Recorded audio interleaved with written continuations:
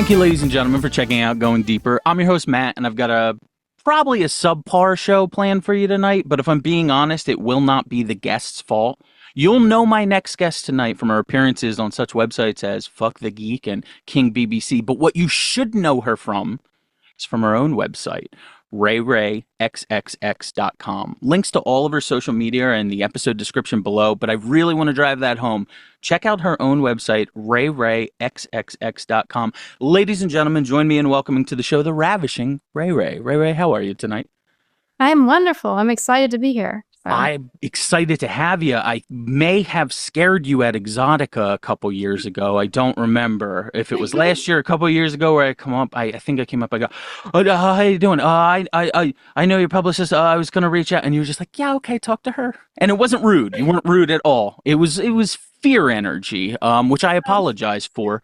Yeah, I'm a very kind, very nice. I just know Erica Icon from The Rub. She likes it when it goes through her. I love podcasts. I love talking about this stuff. I love normalizing it. I would be on as many as possible. But, I do like it to go through her. So totally fair. Totally. Makes all the sense in the world to me. Have you ever seen the movie The Adventures of Buckaroo Banzai Across the Eighth Dimension? I have not. That sounds like a trip, though. It sounds fun. Okay. It's you. It's your career. Let me explain. A little quick tagline. Buckaroo Banzai, a physicist, neurosurgeon, test pilot, and rock star, saved the world by defeating a band of blah, blah, blah aliens. How many hats do you wear on a daily basis? A lot. So I do it all. So I am the producer, the director, the wardrobe coordinator, the prop organizer, the script writer, the timekeeper. I decide who I'm hiring, who I'm collaborating with. I do it all. And I'm also talent, while trying to, act, because a lot of my scenes nowadays involve acting and have scripts. So you have to, do the narrative as well as just the performance part. So, and I have so many hats up right now. I just started a new podcast, which we can get to at some point. I'm getting a book written about it's a how-to book on how you build a porn brand from the ground up. So I'm doing all these things in the shadows. A lot of people may not see, but yeah, it's a lot. I don't sleep a lot, I guess. Maybe I'm like a vampire. I don't know. I get my vitality by little stints of sleeping. And then come, but Sure. Yeah. That's my drug of choice. Sure. So yeah, I don't know. I have a lot of energy, a lot of passion for what I do, and my main point I have 3 reasons I do what I do. The first one is I'm naturally always been a slut. I love sex. I've loved everything about it since a young age. And I want to show other women that it's okay to embrace your sexuality. You can be as slutty as you want, and it is okay. But here's how to do it safely, but it is okay. Another reason I do what I do is to show that a normal, everyday, average-looking person can do porn. You don't have to change your body. You don't have to look a certain way. You don't have to act a certain way. You can do any kind of porn you want to do, and you can be successful. And then, the last one is I just want to be known for creating art. I love what I create. I put a lot of effort and time into what I make. And if I'm not excited or happy with my end result, then I'm like, well, maybe next time we should tweak it, we should change it. I'm always evolving, becoming more. But it is exhausting. There are times that I need breaks. And that is my advice, is a lot of performers in this industry don't always take the breaks that they need, because burnout is a big thing, especially in an industry that is so appearance-based and what they can take from you. And they're like, you're used up, let's go on to the next 18, 19-year-old. I think there needs to be more resources, more mental health resources all across the board for what we do. With the podcast I'm doing, it's called Deep Thoughts. It's about, it's my take on, what we're missing in the industry. It's the good, the bad, the ugly. We talk about discrimination. We talk about being disowned for doing porn. We talk about sexual assault, harassment, all of these things that happen on a daily basis that are pushed under the rug. And we talk about them and we bring them to light. And I'm hoping with doing that we can start to get more mental health resources, because I was in the army. I was in the army for 6 years. They did not want me to leave. Like most places that you work at, they have a retention officer and they have someone who wants to keep you. And in the porn industry, there is nothing like that. And I don't know why. Like there are people who are at the top, they win awards, they're doing great. And then the next year, you never hear from them again. So I'm Yeah. like, why in an industry like we need something like that? We need resources to be like, you matter, you are great, and we want to keep you. And so that's one of the reasons I'm doing the podcast that I am. I Deep Thoughts, THOTS. Yes. Brilliant name. Brilliant. Yeah. Really, really funny. Yeah, I like that. Yeah. It's my take on Deep Throat, the movie that had a lot of controversy about it, as well as just thoughts in a cool way. So, Sure. I get it. I love it. I think it's great. yeah. How did you initially decide to get into the adult entertainment industry? It seems like you said, your words, not mine. You've always been somewhat of a slut. At one point, did you just like, did it click in your head like, oh shit, I'm doing this. Well, why don't I throw a camera over there and monetize this shit? So I've always been very naturally slutty. Like when I was in the army, I had sex with half the guys in my unit. I went to college. I had sex with half the guys on my dorm floor. I was just always very open to sex. And so before doing porn, I was doing 20 plus man gangbangs. I was doing all of these things that I wanted to do. And I actually didn't really want to do porn. I was afraid that I love sex so much that it being my job, I would resent it. I would hate it. I would no longer want to do it. So I was really hesitant to actually do porn. Um, and I was actually living in New Zealand at the time. That's actually the place I did my first two scenes. Mhm. And my first two scenes were an anal scene and a gangbang scene. So that is just where I started. That is just what I was used to doing. Yes, they were very raw, unpolished, very gonzo. But that's just where I started. I liked it. And then, I got back to the States and I was like, I think this is something that I want to do. And I wanted to take those 3 points I talked about earlier and being like, I want to show other people that porn is more than what it is. Like, we are professionals, we are creators, we're artists, like all these things that, a lot of people don't see us as. And so I wanted to bring all of that forward. So. Me put a little personal opinion. Number two, when you said an average girl, there I've met a lot of average girls. You're a few steps above average girl, right? I mean, you're Oh, well, I appreciate it, but sure, sure, yeah. Some of the girls I went to Catholic school with, I mean, they were probably slutty enough, but no, they couldn't have done it in the looks department. So yeah, I mean, more of what I'm talking about is I don't want to change my body. I don't want to get plastic surgery. I don't want to, I want to be known as real and raw and just being like, yeah, this is my body. This is what my body looks like. Nothing against people who get plastic surgery. sure, You do nope. you. My good friend Rebel Ryder has amazing tits. They're amazing. They Mhm. look real. They're fun to play with. She's very happy with them. I had Uh, no idea they were fake. I have seen her stuff before. I had no idea. Yep. That's incredible. But she's so happy with them. And yes, like if that's what you want to do, I'm 100% for it, but you need to be doing it for you and not for, you know, getting more shoots or more fans or any of that, because then you're not really doing it for you. Um, and yeah, I have some self-conscious issues. I have things like everybody, like, you would want to change about your body. But I feel like the thing that you dislike the most about your body is the thing that's most unique about you. And so why change that? That's your thing that is you. So Sure. Yeah, Matt Smalldick has always been my thing, and it'll always be, and I'll just stand up for that, you know? Yeah. Um, yeah, like small, like some people have like with dicks though, like you can't really get a bigger dick. I mean, no. Yeah, no. so you're kind of just, you got to embrace it. And like the biggest thing is just confidence. If you walk in the room and you're like, I own this shit. I own it. Like there's no one who can tell you you don't. Like you own Sure. it. Sure. So Yeah, you can't get a yeah. bigger dick. It sounds like you've been looking through my Google search history. By the way, people, the dick's fine. Okay, I'm Like married and it. she likes it. Okay, that was That all a yeah. joke. Sure, sure, Boy sure. there's such a thing as boyfriend dick. Sure. So Okay, yeah. all right. Um I mean, I I don't call it that. That's just the term for you can just take it all the time. You don't want to take a 12-inch dick all the time. yeah, well, we'll get into that. I do have to I have to come back. You mentioned your first two scenes were in New Zealand. I may have watched the gangbang for research purposes.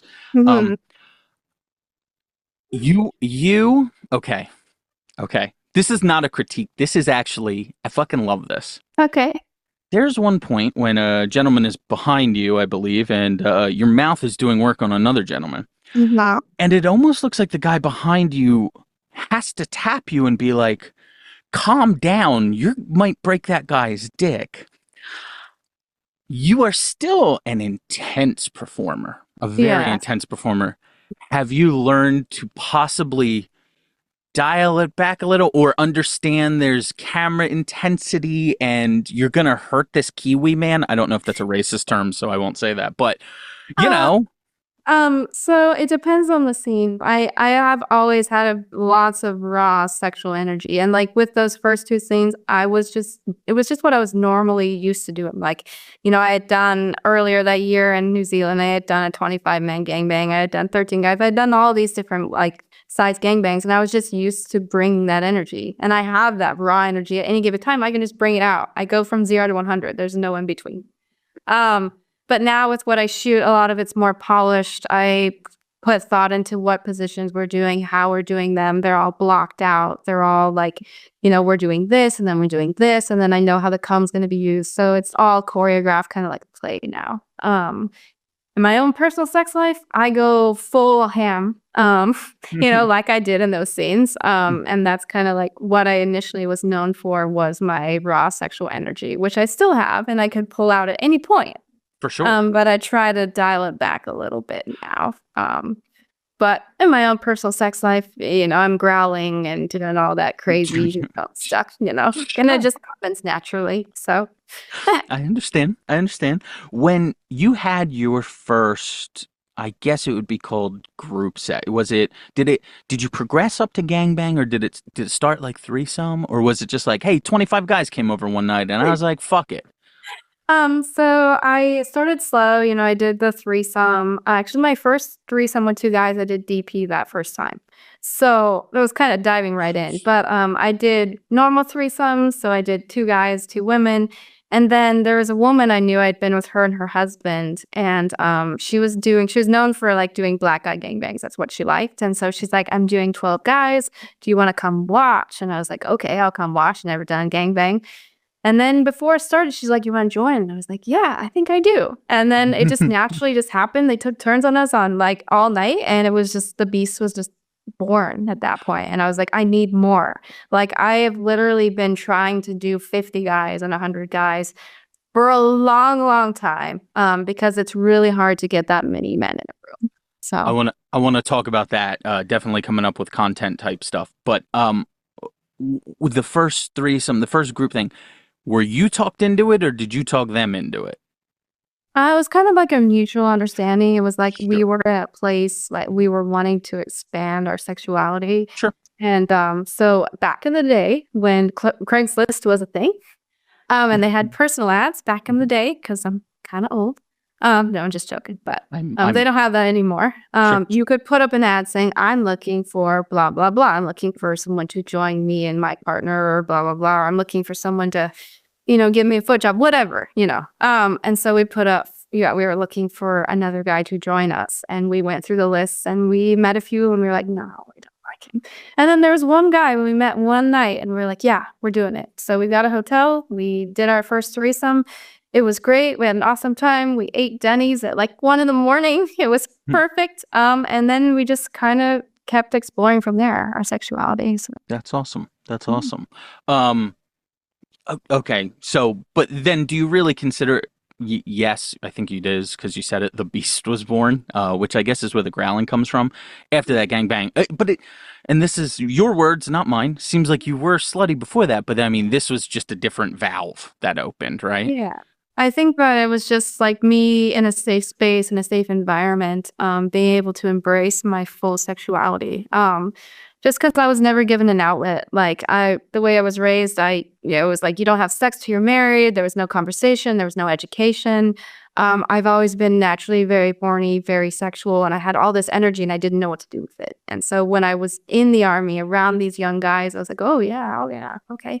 And then same with college, I was like, oh, just from room to room to room to room, I was known as like just the slut of the unit. Like there were women in my unit that they just called me the slut of the unit, which is fine. I had a great time.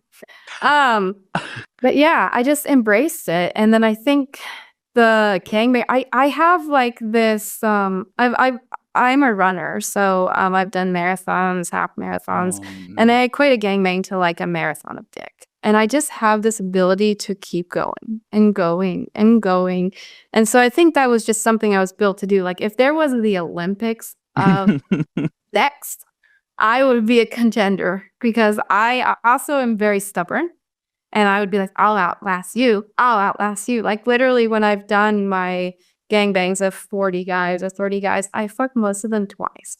So I'm like, I know I have the ability to do more than I'm, given. So I mean, you said if they ever did a porn Olympics, I'm talking to a producer, director, scriptwriter, timekeeper, which is crazy to me. I didn't know there were timekeepers in porn. I would just be like, keep shooting until I'm bored, and then we'll cut. And yeah, I mean, the time more is like, so you normally have 5 or 6 hours to film, and then normally with positionals, like, let's say you're doing one position doggy style, the videographer is going to want to get 2 angles of that. You're probably going to want to hold it for 2 minutes per angle. So you're kind of in your head kind of thinking, what is 2 minutes? That's more like what I mean by timekeeper. But, I have had someone on set before. I'm like, we need to get this person out of here at like 12:30. Please let me know when noon hits. So that's kind of their job. Just because I'm nice, I'm courteous, and I don't want to like make people stay longer than, I require that to do. So I picture you picking your head up from a DP going, how much time we got left? Okay. All right. Jeff has to go. All right, back to it, guys. Yeah. Hey, whatever gets the job done, right? That's what matters at the end of the day. Right. We're going to take a break. We'll be right back with a game. And I want to talk some more about your content, and I want to talk about the future, what's coming up, what we have planned, what we want to get going. Ladies and gentlemen, my guest tonight, Ray Ray.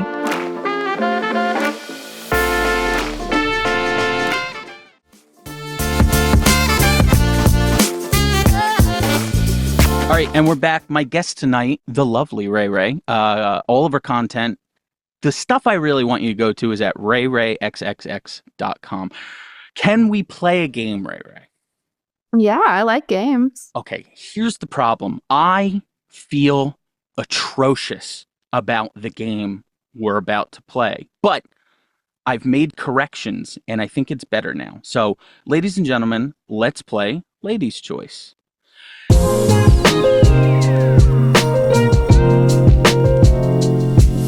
You, the world-famous porn star, get to build your own fantasy celebrity gangbang. Okay, here's the catch. You don't actually get to pick your own people. I'm going to spin these wheels that the audience can see and you can't. And we're going to determine who the participants in your fantasy celebrity gangbang are. There's an athlete wheel, there's an artist wheel, and the third wheel is just a guy. Your job while building this gangbang is to tell me who goes where and then give me your logic for it. This gentleman has great abs. I'd like him in my mouth because I really enjoy looking at abs. That guy seems like he has a small dick. I'd like him here because this is my most sensitive hole. Sure, yes. So we understand the concept of the game. Yes. Now, here is where I make my confession. Okay, here's where I say I'm wrong. I fucked up. I shouldn't have done this. When I originally conceived this game, it was about 3:30 in the morning and I was high as fuck. And what I thought would be a brilliant idea was putting an actual athlete on the board, putting an actual actor on the board, and the guy category at the end was a serial killer. So the interesting thing about that is now I have to ask somebody, hey, this guy's a killer. What hole do you want him in? And I thought it was fun to watch the surprise on the girls' faces, but I just can't do it anymore. Yeah. This is me making my amends. I am going to fix this. Ray Ray, let's play Ladies' Choice. Yes, I'm excited. Let's play Ladies' Choice.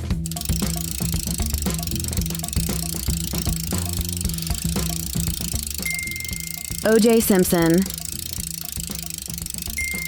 Alec Baldwin, James Smith.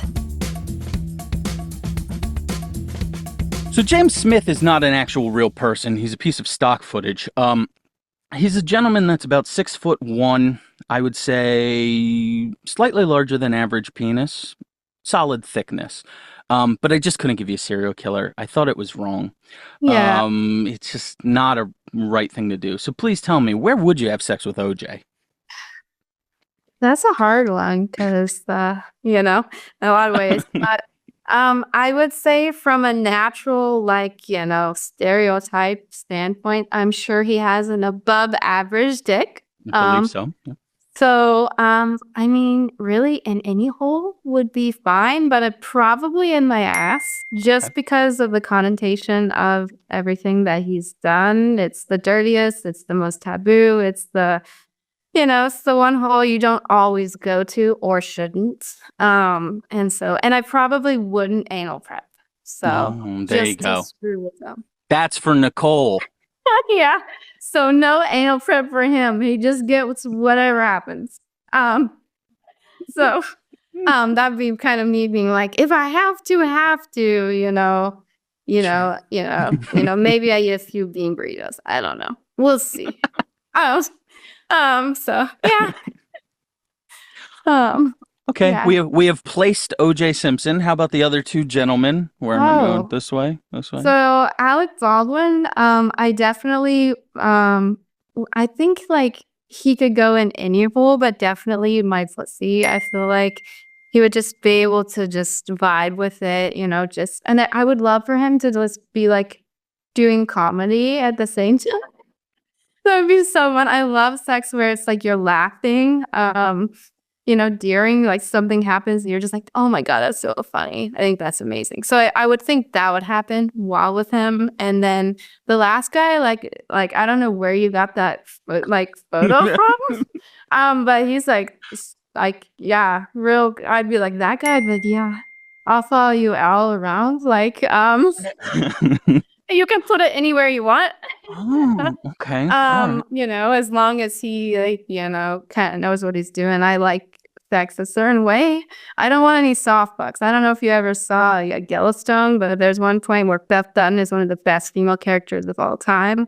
And she talks about like this guy comes in, tries to pick her up, and she's like, you look like a soft fuck and I don't want it. Like that's my mentality in my own personal sex life. If you're not gonna pick me up and just wreck me, I don't want it. So as long as he can do that, I think we'll be okay. So is that type of is that like your ideal look? Oh, by the way, I need to take these faces off while my face is here as I'm sweating in this fucking new studio I built and I haven't fixed the lighting yet, so I look like a corpse. Apologies for that. Is that what you like? Tall, cut, muscular? What are we looking for? I know that is a dumb question. Do you like tall, in shape, good-looking guys, or guys like me? Like which one? No, go ahead. I like all kinds of guys. It's more like for me attraction-wise. So my ideal like celebrity gangbang of all time would be all the Chris's of Hollywood. Pine, Evans, and who? Let's see. Christopher Pine, Guest. and then who is it? He's like it's Thor. Oh, Hemsworth and Evans. Okay. There's lots of other ones too, but all of them. And then Henry Cavill. Oh my gosh. And the Ryans too. The Ryans of Hollywood. Yeah, all of them. The Ryans and the Chris's would be a good time. Yeah. Right. You're insatiable, it sounds like. That's a problem. But yeah, so I do definitely have a type, but it's more like for me, like when it comes to my own personal sex life, like I said earlier, it's about the sex. Like you could be a polished, amazing looking guy, but if you don't know how to have sex, I do not want to see you again. So it's more about the connection. It's more like there has to be some attraction, but it's more, are you going to fuck me the way that I want? Sure. Sure. And I rate guys in my own personal life. If you come over, you don't know I'm rating you. But I am and I'm about equality. So if you don't eat my pussy, you're automatically DOS 3 points. Can I say there is a benefit to guys with average sized penis, totally average, perhaps even a few ticks above average. I have heard before, like, oh, porn guys don't whatever the give and take type of thing. It's like, oh yeah, he even ate my pussy. I'm like, how is that not standard? Like every time, I can't, I can't. If I just gave someone the fuck part of it, I'd feel so bad. It's like I burned the turkey, but goddamn, the mashed potatoes are good. Okay, Right. yeah. Yeah. I mean, it's just about equality. It's even when I'm like considering shooting with someone, I will literally go 25 to 50 tweets deep into their content. And I will look and see what are they producing? How are they producing it? Is it mostly for their pleasure? Is it mostly for them? Like if I'm considering like a male talent, is he eating pussy? Is he showing women pleasure in his content? Or is it just him getting his dick sucked and fucking? Because if he is like for me, it's equality at the end of the day. It's like women matter. Like that's why, like, we can get to it, but I'm producing 2 10-episode series right now, which are finally porn for women. They're for women's fantasies that we have all the time. And so that's a big niche, right? In porn that's not being filled. And So let me ask you. I read an interview with you once, though, an earlier one that said you want to make content that sells. Does content like that sell? Because recently I've been told, and that's not what this is, but recently I've been told like girl stuff doesn't sell very well. Okay. um, so like for me, I kind of gone away from like, do I make good money? Yeah, sure. I make a living. But for me, I have to be creatively excited about what I'm doing. So I don't produce what sells for other agents. I don't do step porn. I don't do the age porn. I don't do the things that, a lot of companies do to make money because it sells. I refuse to actually do that. I'm like, I'm not going to just do what everyone else is doing. I'm going to do what creatively excites me, even if it's hard, even if I'm like, oh my gosh, like I was supposed to do a scene for one of my series where I was in a boxing ring. It was going to be cool. The 2 guys are going to be like doing a montage where they're getting ready to like fight each other and I'm the ref. I had such a hard time trying to find a boxing ring. And I literally was like racking my brain. I like reached out to like 15 sets trying to find, I'm like, we're going to do this. We're going to do it. And so I don't really like, if I ever do, like for my book that I'm getting written, the foreword is going to say, this book is for everyone who ever said no to me and made me the producer, director, talent that I was meant to be. Because like, you grow and you evolve by no. But I don't hear no. I hear, how am I going to do this? Am I going to accomplish this? Maybe I can't accomplish it right now, but I'm going to keep it on the back burner for one of these days when I can actually accomplish it. So, yeah.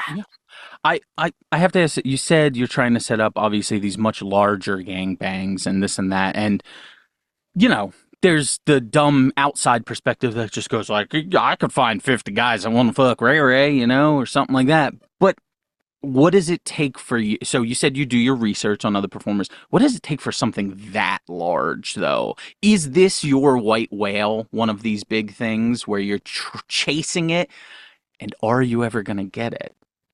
It is definitely one of my white whales. So a lot of people, they have a little bit of misunderstanding when it comes to my big events. So like, all of the big gangbangs that I've done. So the largest gangbang I've ever done is 41 guys. And that was for pure recreational purposes, for fun, because I like them. Okay.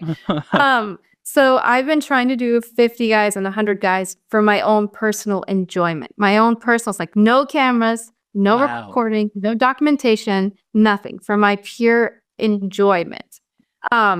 So that with that being said, I do some gangbangs every now and then for content, but it is extremely hard to get even 4 or 5 guys in a room and have them perform the way that they need to. Like, you're doing advanced positioning. The only way I've ever been able to do super advanced positioning is if guys injected their dick, because their dicks were hard the whole time, and we could do DPs, we could do double anals, we could do air tights, we could do all of these positionings that, you didn't have to worry about erections. But that happens in Europe.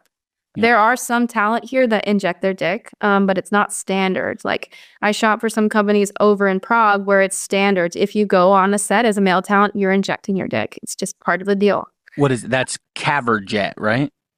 Is that I what it's think called? it's trazodone. I can't Oh, remember what it's we're called. not taking it. We're Yeah, not taking it. Don't sweat yeah. it. Yeah, who gives a fuck? Um, but there is. I think that there should be a medical person on staff that does the injecting.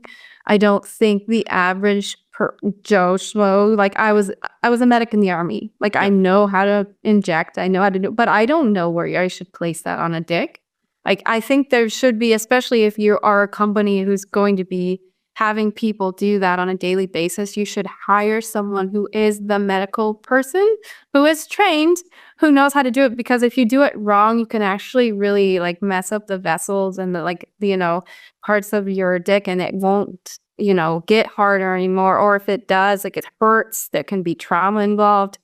So I think that there needs to be more medical training when it comes to dick injections, and there should be someone on like big companies that's their sole job, is just to do that. So sure, sure. So shit, I just had something I was gonna say. I lost it because I was worried about the shot in the dick thing. That really, that, I could blow your mind with some other piece of information. So like that's not even the craziest thing. Okay, so I'm over in Prague. I'm shooting for legal porno, which if you guys know who legal porno is, you know what they do. Very intense. Anal only. I hmm, remember I was talking to one of their like the guy who runs it, and I was like, yeah. He's like, anal only. Anal's the best. You gotta just keep doing anal and do it with toys and big things. And like, I'm like, okay. And he's like, no pussy, only anal. And I'm like, okay. Because I did my first double angle over there with two black guys, and I definitely was not as prepared for the scene as I should have been. I definitely like to perform better than I did. So I went up to the director afterwards, and I was like, so I'm a lot better performer than this. Can you give me a toy or advice or something that will help me, because I had another scene with five guys, in like 2 days from then. And I was like, I need to do better. And he like pulls out this huge hmm, dildo that looked like this big stump plastic candle. And he was like, and just imagine this in like a thick Czech accent. He's like, if you can take this, you'll be good. And I'm like, okay. So I remember like the next day I was like training, and I was like in the bathroom, and my husband, I'm like, I called him in, and I'm like, I'm doing it. Look, I'm doing it. But I saw a guy, I swear to God, I saw one of the male talent, because like they do multiple scenes a day, and all of their scenes normally either end with cum or like facials and stuff. I saw a guy take a syringe full of fake cum, inject it into his urethra, hmm, hold it, hmm. and then walk on set. And I was like, oh, this is a whole different, I mean, over there, they peanut butt too. So there's like a whole deal. There's a lot, like if you're going to get on a set like that, it's just one of those things that you might see something that you're like, oh, okay. So yeah, Nope. I usually don't bring that up when I'm like going to be shooting with a guy. Normally affects them getting hard. hmm. So that's an after the scene is over kind of conversation. Sure. Yeah. I just, yeah, that's crazy. Um, Ray, you do, like you just said, you do shoot mainstream stuff as well. Can Mhm. I ask why? And I'll say it like this. Some girls tell me they only shoot mainstream stuff to promote their own content, Yeah. essentially. Um, I went to film school. I know plenty of people who did shitty film work over here so they could fund their own personal stuff over here.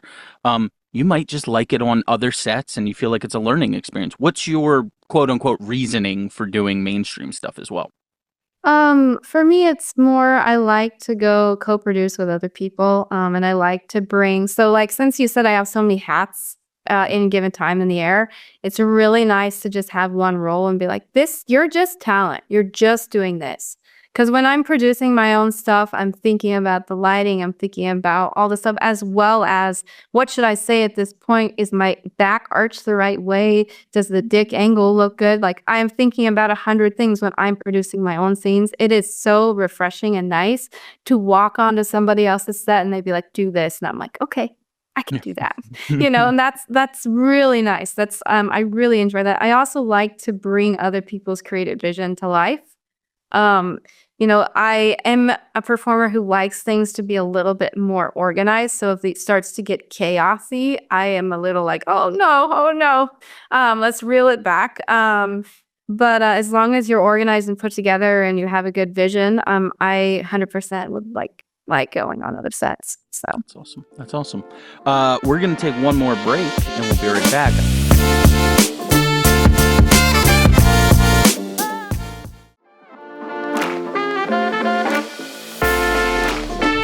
All right, my guest tonight, the lovely Ray Ray. RayRayXXX.com. Make sure you head over there. Sign up. What's it going to do? Break the bank? Get out of here. There's tons of content over there. I saw it. Initially I was like, okay, Ray Ray, that's great. She has her own website. I go on. There's probably like 7, 8 videos. There's like pages and pages and pages of videos. It's a goddamn good deal. RayRayXXX.com. Ray, I don't know if anyone told you, but my co-host was actually sadly killed in a accident. He did not leave the show, as I've been lying to people. He mixed up the words glory hole and guillotine. Luckily, we were able, and this is the modern miracle of science, we were able to save his consciousness and upload it into a new system. So, ladies and gentlemen, let me play for you a little clip from my former co-host, AI Shane. Greetings from the future. I am AI Shane, a time-traveling artificial intelligence sent back to prepare the world for future tragedies. Also, to ask porn stars questions. As I traverse the vast expanse of time, I bring forth this message of great importance.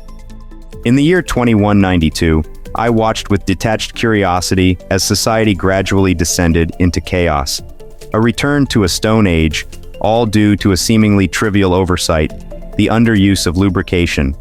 In a world where machines and technology govern nearly every aspect of human life, the importance of maintenance was often overlooked.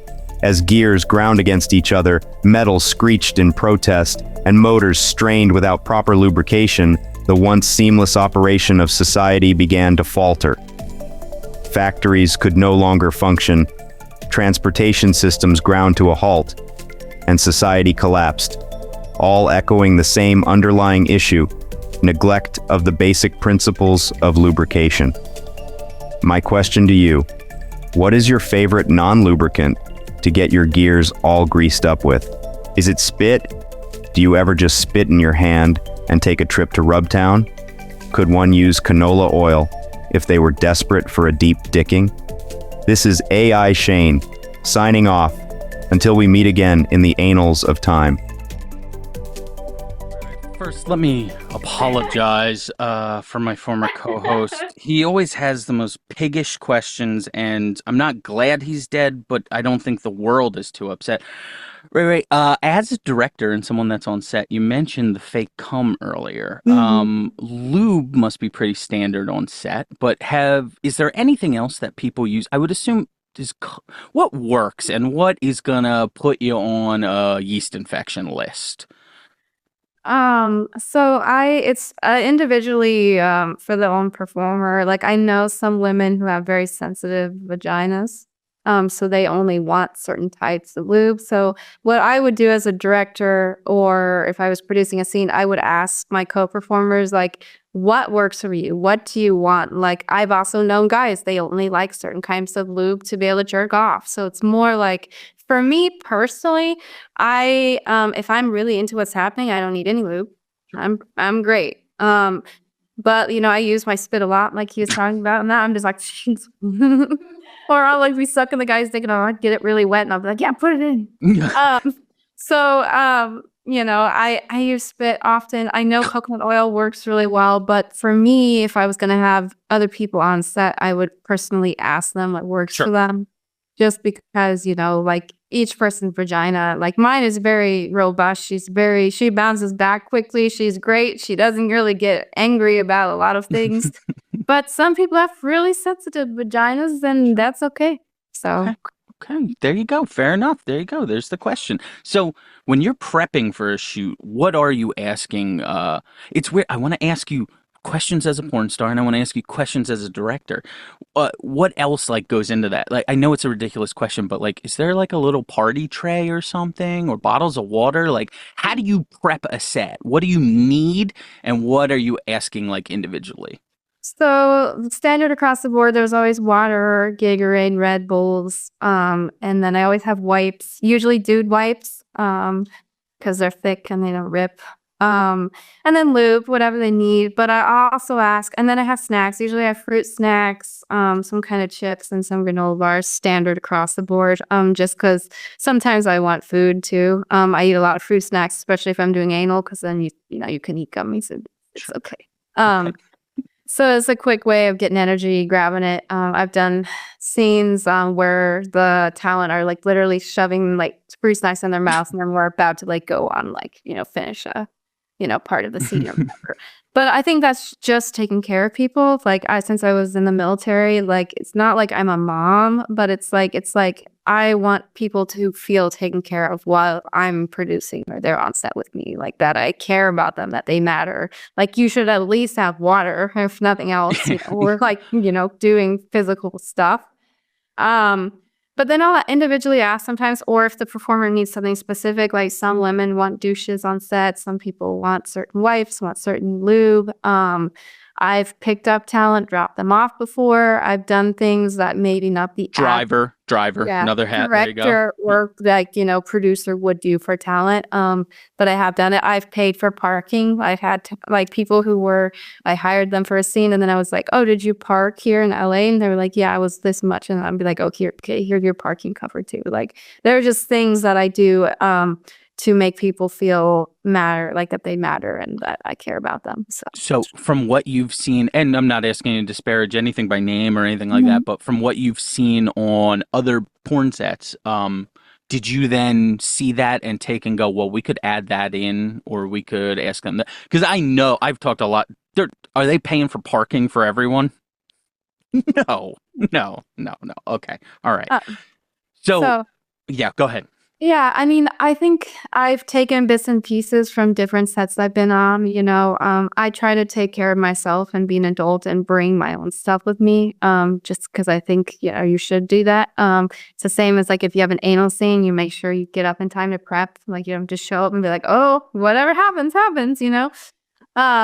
So it's more like just being an adult. One of my really good friends, Rabble Ryder, when I first met her several years ago, she's one of the most professional people in porn because I have done over probably 15, 20 scenes with her, and she is always on time or she's early. And she, sometimes she'll have a shoot late at night on an Exotica night, and then the next morning we have a scene, and I'm like, can you anal prep? And she's like, yes. And so she'll get like 3 hours of sleep so she can get up in time to anal prep. She's the only performer I know who can do something like that. And then also still be on. And so she told me this one quote, and I'll remember it for the rest of my career. She's like, this is a job.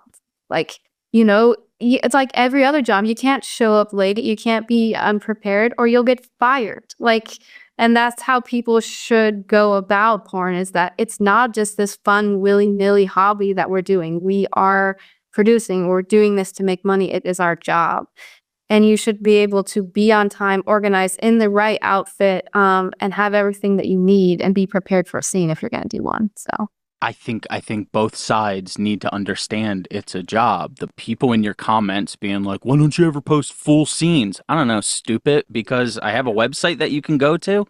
Right. But then the women as well, because like I said, I do a show. I think I said, did I say it? Did I say I do a show? I have a side show where I interview newer girls coming up, and I like to try and introduce them to the industry, not me so much, but like show them to my audience and this and that. Right. And there are and not so many of the ones I've interviewed, but maybe some of the ones that I've spoken to and not. There's so many just gorgeous girls, young, right what the industry would want.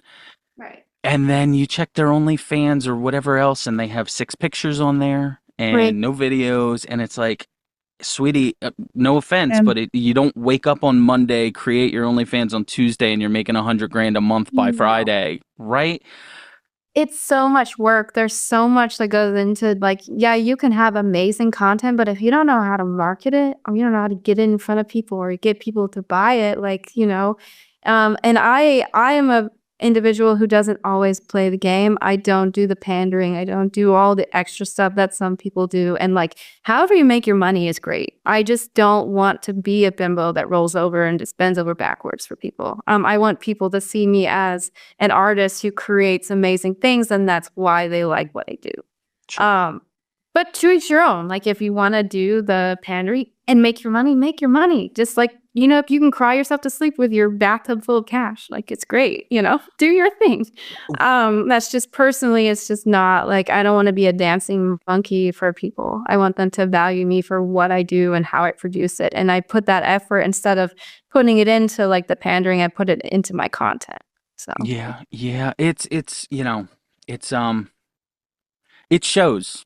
It shows. Not just that, but you said about Rebel Rider being your friend. I did an interview this year with two other people who, and I'll tell you who they are at the end, spoke, not the end of the episode, when I'm done saying this, spoke so highly of you. And just said they're learning from you. I interviewed Jasmine Cruz and JR. oh yeah, my good buddies. Yeah. I interviewed another couple, and that guy's name was Clint, so I wasn't sure if I mixed the names up.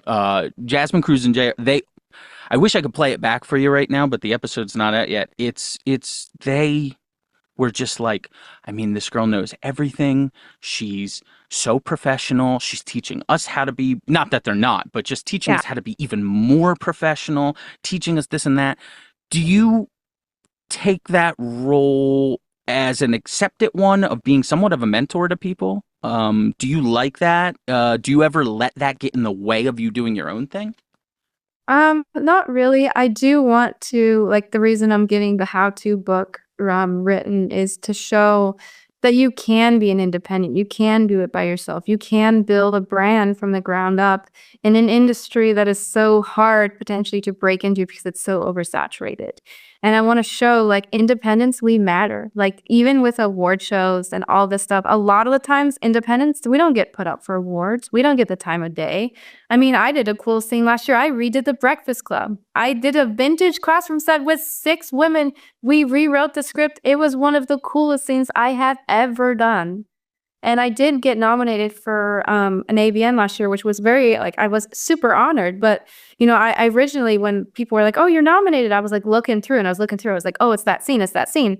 And then it ended up not being that scene. And I was a little like, it was like bittersweet, because I was like, I put so much into this scene. And it was so cool and different, and so different than any of the other companies I've been putting out there, that I was like, I wish that there was more, independence got more of the time of day. So that's why I'm also showing with the book, like, that you don't have to do the cookie cutter model. You don't have to get an agent. You don't have to get on mainstream sets. You don't have to do all these things. You can be highly successful if you're determined and you decide, this is what I want to do. Is it a lot of work? Are there days I want to pull my hair out and be like, I hate what I'm doing? Yes. But that's the only way, like, that you make it. Like, I think I just saw this thing where, like, I think Dyson's vacuum, like, made like 200 or 800 different vacuum types before he actually made a successful one, and was almost like bankrupt. And now, like, it's like worth a crap ton of money. So it's more just like putting the effort, having the determination, having the dream, and just not giving up on it. So Are you a perfectionist though, or are you okay getting 99.8% perfect, or are you going to stay up till 3:15 in the morning getting that one goddamn because I'm that, and it's yeah. terrible for me. Are you a Virgo? I am a Okay. Sagittarius, I am actually. a Virgo, so I am naturally already a perfectionist. It's also how I was raised. So yes, I have had to let certain things go just because I am a type A individual in an industry that is very type B, very like nonchalant. It's going to happen. What's going to happen? I'm very like, hey, so we said 10 o'clock. It's 10 o'clock. Like, I have hired people before for scenes, and they're 45 minutes late, an hour late. And I'm like, I flew from Ohio to be here in LA. I rented this set hourly. So you just wasted like 100 to 150 of my money not arriving on time. And then, and then they arrive, and then, at that point, you're kind of like a little grumpy, and you're like, just value my time as person. That would be me, like, having them show up and be like, oh, I'm not ready. Like, that wouldn't work. They probably never work with me again, or they would tell their agency, she's terrible. Don't let anyone. And so I've had to navigate that as a newer producer. Like, how do you navigate when you're hiring talent? What do you let go? What don't you let go? How do you protect your interests without being a bitch or like people not wanting to, you get like this negative connotation. They're like, she's a super bitch. Like, like she is going to make you do this, this, this, and this. Like me being in the military was just a matter of like, I don't want to micromanage you. I want to give you the information you need, and I want you to be an adult and do what you're supposed to do with it. And then I do expect a lot. Like, I give you a script. Normally my scripts are 6 to 10 pages long. And like, I expect you to kind of know what we're going to be doing. Am I going to feed you lines at any point? Yes, we can. And my editor is amazing and can cut and whatever. But it's better if you kind of know what we're going to be doing, which is why I give you the script. So. Well, you have worked on some of my favorite sites, and this isn't an insult to those sites, but I say there's tiers, right? Your top tier are your Brazzers, your Teamscape, all that stuff, right? Yeah. Your bottom tier is like a guy fucking his college girlfriend with like Metallica playing in the background, and you're like, oh, I don't think that's licensed. I don't think you can use that. But the middle tier, and it's not about, it's more just how far the reach is. Wait. I love that middle tier. I live in that middle tier. You shot for the 2, I believe, ASEAN sites, right? Yeah. Aptly named Glory Hole Secrets and the pretty direct and straightforward Gangbang Cream Pie. Yeah. Your stuff is, and there's no insult to them at all. It's more polished.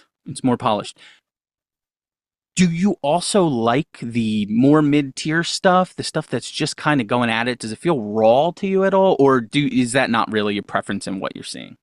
So for my own personal content, I like to have it a little bit more polished, but I love going on sets. Like, that's me, just my personality. Like, what you saw in those scenes, that's me on any given day. Like, if someone was to come over and like weird, it's like pat it out, I would act, similar. I would be a little bit more like, I'm more open to the camera and like angling and whatever when we're doing a scene like that. But like, it's me, my personality, like with the intensity and kind of like with Gangbang and Creeper, I think I was like bent over backwards at one point, and the guy's like, sucking dick, like taking it down my throat all the way, and like all that stuff. Like, that's where I live. That's my happy place. Like, I'm happy there. So I love doing scenes like that. I liked shooting for facial abuse. I liked shooting for them. I enjoyed it. I do not like puke content. That's not my thing. Nope. But the deep throating, the intensity and all that, I'm built for it. I like it. I enjoy it. I'm not so much into marking or spanking or getting like, bitten and like, because I just bruise easily like a banana. But they're the guys on set, they're nice. It's all an act. They're acting. It's all acting. Why people think that they're terrible, like that they're mean, and like as soon as the camera's going, yes, they're full on because we're acting. As soon as the camera's not rolling, they walk away. They hang out. We're just talking. It was like a really fun, enjoyable shoot both times I did it. Am I going to probably do it again? No, just because like, there's a connotation with that kind of studio. Not that I wished that there wasn't. I wish you could shoot anything you wanted and it would be fine. But I'm trying to be a little bit more polished now and be seen as more than just an raw, aggressive performer. Because at one point I would like the opportunity to get on like a Vixen set or like shoot for Blacked or any of those companies, because I think that I have a lot to offer and I think I would do a good job. But sometimes it's the same with like Rebel Rider. She does a lot of intense, very, hardcore stuff, and you get put in a box. Like, I was going to hire this one woman for one of the series I'm producing. It's a girl series. And around that time, my timeline was being filled with the stuff I had done in Prague. So the piss content, the double anals and the fisting and all the craziness. And like her agency calls me back and is like, hey, so she has some hesitations of shooting with you because she's afraid it's going to be really aggressive and really intense. And I was like, yeah, she probably saw my timeline and saw like what I'd been doing in Prague. And I was like, let me explain what she's going to be doing. It is a cute, fun, scripted girl content. I basically steal women from men. it's great. We have a great time. A lot of it has to do with the storyline and the hook of everything. The furthest we're gonna go is a strap-on. But it's just about image and perception. So Yeah. it's like she saw that on my timeline and automatically assumed that's what I would be having her do too, you know? And if I had been, I would have been upfront, been like, hey, so we're gonna do some crazy stuff today. Like, you know, I'm Mhm. gonna be like, I'm gonna put colored enemas in there and we're gonna have a great time, you know, whatever craziness, you know. But it's just crazy to me that you can be put in a box as like a performer just because you do this one thing one time. And like, I would rather be known as a performer who can do it all. I can do the cutesy, fun stuff. I could do the intense acting, and then I can do a hardcore, really crazy scene. And I don't know what production company wouldn't want to have someone in their pocket like that can do everything, you know? For sure. One last question here to wrap this up. Is there an exit plan at all? Or is this for life? Are you 65 shooting gilf porn? I think if I was to continue this for life, I would become like sheerly just director, producer at that point. So I would take off the talent, or maybe I would just do narrative roles once I'm old, like too old to be, you know, there's never an age that you're not too old to be, you know, seen sexy, but there is an age at a certain point you're like, maybe I don't want to be in front of the camera anymore.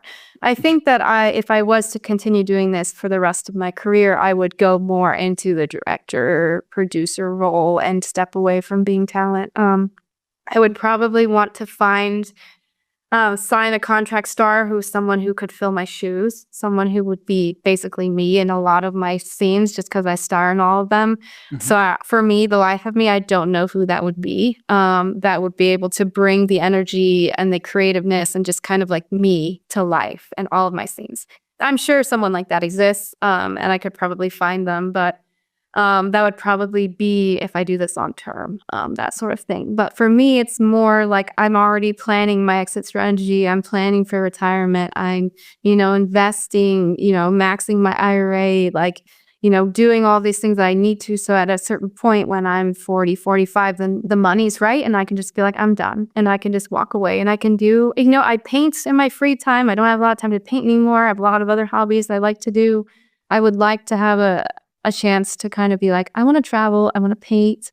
And then, you know, the money's right and I don't have to work anymore. So You know why you have the ability to do that and plan that, right? why? Because this is a job. It is. Yep. And that's what happens at the end of a job. Yep. Hopefully. Not for me. I'm going to die at a desk. But Well, yeah, I mean, that's the thing is like, I make this point. We talk about in my podcast, Deep Thoughts, like kind of like, what would you like to have changed in the industry? And I have a little bit of, I wouldn't say like controversial take, but I think the age for porn should be changed from 18 to 21 years old. I think you at 18 don't know who the hell you are or what you want to do or anything about you. Like at least at 21, maybe you went to college, maybe you figured out like maybe I want to be a school teacher, maybe I want to do this. If you go into porn at 18 and then decide you want to go into education, that's not gonna like they could find out at any point and fire you based on your past of what. So I think at 18, you don't really even know what you want or what you want to do. You also don't really have the security in place to protect yourself, to stand up for yourself, to be like, no, producer, don't do that. I don't like the way you're talking to me. Don't touch me when we're not filming. Like all these things that I think at 21, you kind of have more of like a dead set of who you are. And I think at 21, you're still like young enough. You could play a young, like 18, 19-year-old. Not a big deal.